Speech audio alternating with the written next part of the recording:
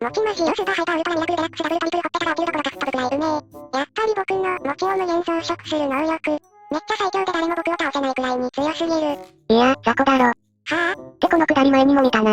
まあそれよりももちについてのインタビューしたから見てよ。おう、多分みんな口を揃えて、最強と答えるだろう。まあみんなが答えることがわかるけど、見てやろう。じゃあ再生。もちについてどう思いますか？そうですね。まあ一言で言うと雑魚です。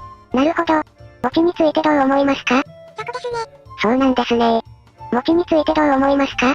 クソ雑魚ですね。なるほど。もちについてどう思いますか？もちは俺の下僕だ。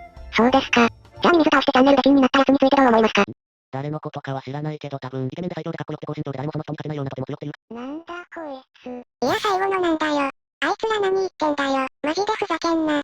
これでもちが弱いことが分かったね。こっちも RMTY についてインタビューするからな。覚えとけよ。続く。です。はい。